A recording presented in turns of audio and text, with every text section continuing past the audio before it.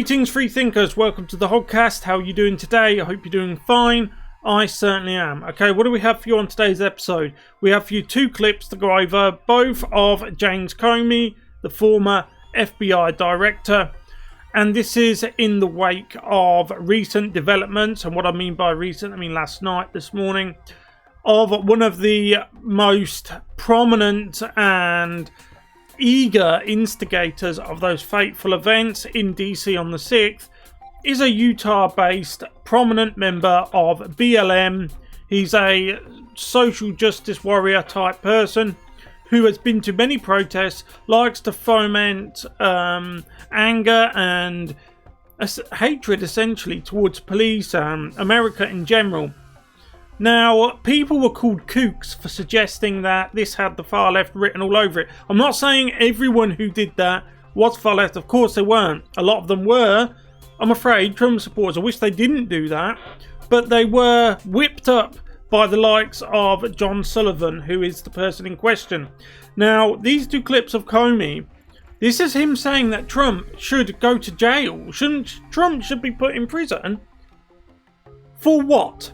If Trump really did incite all of this, show us a shred of evidence. You notice they don't. They just give you their word. They ask you to trust them on it. That Trump incited this, he incited that. But they never show you a clip of him directly doing that. But there is clips of this Mr. Sullivan doing that. And he's far left. So who should really go to prison? Who should?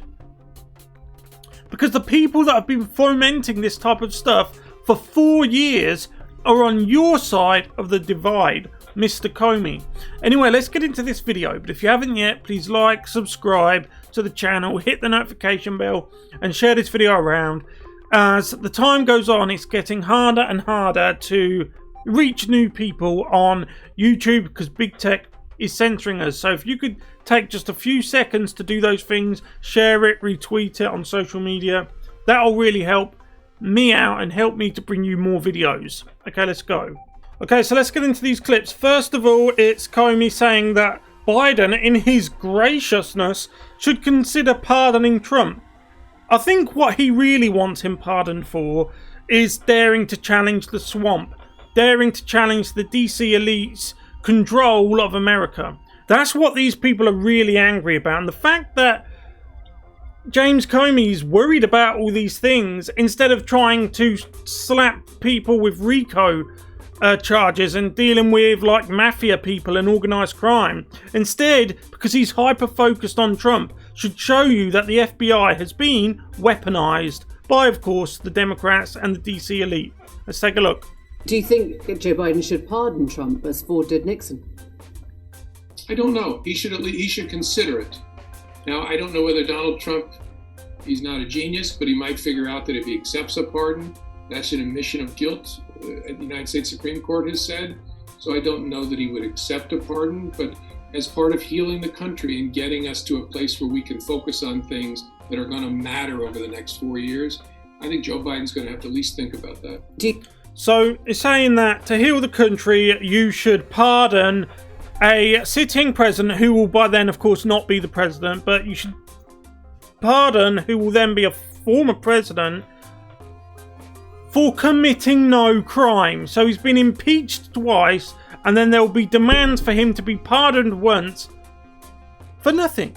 And if people can do that to a president, okay, bearing in mind, they've been going backwards and forwards, debating whether or not to give the American people $600 of their own money in a stimulus check. Because bear in mind, politicians, the swamp, DC elite, the Democrat elite, they don't produce anything. For example, you can't, well, I suppose you could eat a politician, but go along with my logic here. You can't eat them, you can't wear them, they can't keep you warm, you can't use them for energy. They don't produce food, they don't grow food, they don't make food, they don't work in production plants or oil refineries. So these DC elite types are the most useless people you can imagine, and they only make things worse.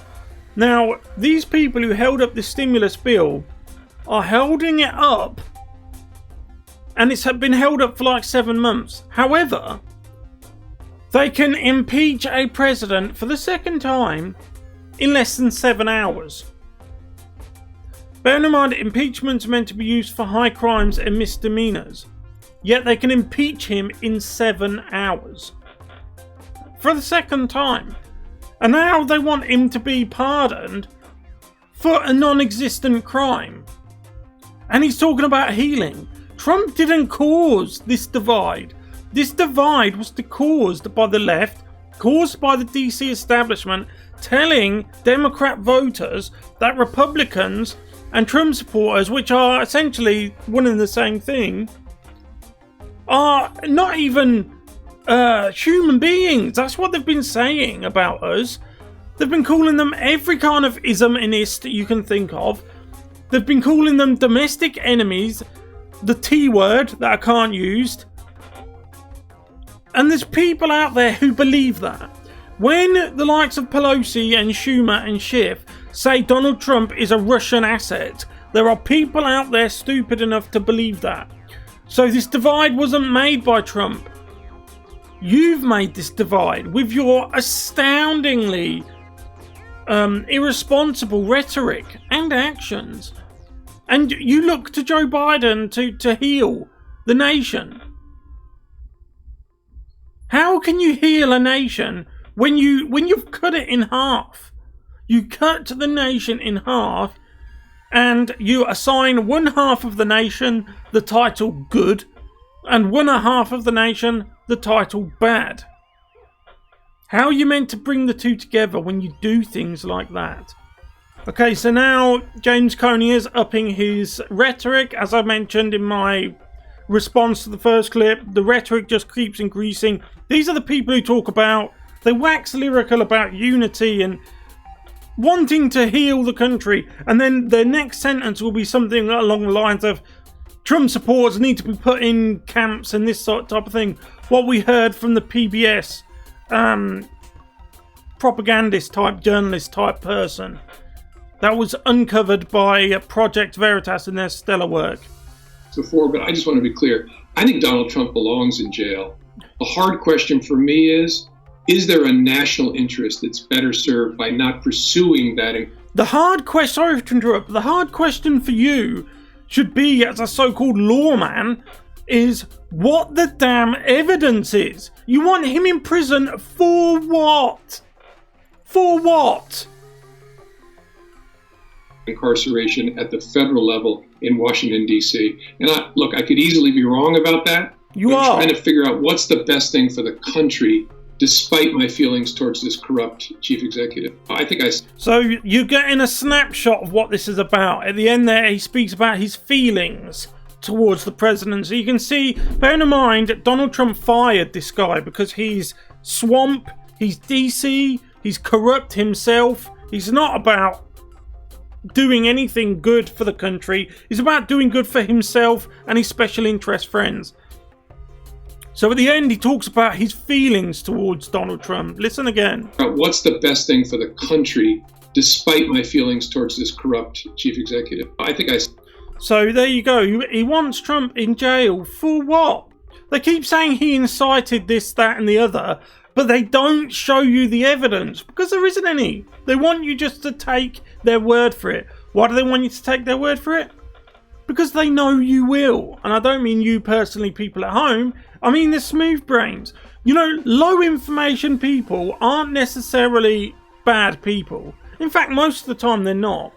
What they are, most of the time, is hard-working people. They work like 8, 9, 10, maybe 12 hours a day to feed their families. They come home in the evening, switch on the television, or the propaganda box as I call it. I haven't owned a TV since 2012 and I never will again.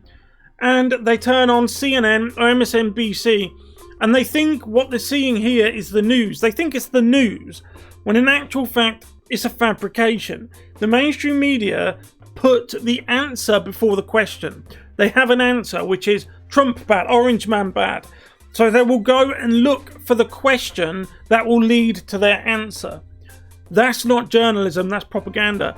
That's the opposite of what we do here in the independent content creation, independent political commentary. And it's the reason why they are always whispering in the ear of YouTube to censor us and get rid of us because they don't like us. They don't like the fact that we put the question before the answer, which is, as I said, the opposite of what they do. And finally, we have one bonus clip I wanted to show you, just to round off what I was saying in my last segment, if you didn't fast forward through it, about how the mainstream media puts the answer before the question. So here we have the answer they want, which is, as you're going to see, I don't even want to say it, but as you're going to see in a moment, and I want you to bear in mind, these are the people who say Donald Trump incites this, incites that, without a shred of evidence. They never show you anything he said. They just want you to believe him. Now remember when you watch this, that there are millions of smooth brains, low information people. As I said, doesn't necessarily mean they're bad people. In most cases it doesn't. It just means they watch CNN and they think they're getting the news. Now listen to what these two are going to say, and think in your head that there are millions of people watching this thinking that this is stellar reporting, thinking that they're getting news, getting knowledge, getting informed. Say that everybody who voted for Trump is like the people who went into the Capitol. Response. You can't say that. What? Everybody's like everybody who voted for Trump is like them. No, I just explained to you. If you are on that side, you need to think about the side you're on. I am never on the side of the Klan. I am never principled people, conservative or liberal. Never. Funny he says that. So he's saying that everyone on Trump's side is a part of the Klan. Funny that's fantastically quaint, Mr. Lemon, because the party you are in, you support, who you defend and wax lyrical about, are the party of the Klan. They're the party of Jim Crow. Now what you hear is, well, you can't say that everybody who voted for Trump is like the people who went into the Capitol. Response. You can't say that. What? Everybody's like everybody who voted for Trump is like them. No, I just explained to you. If you are on that side, you need to think about the side you're on. I am never on the side of the Klan. I am principled people, conservative or liberal, never on the Klan side.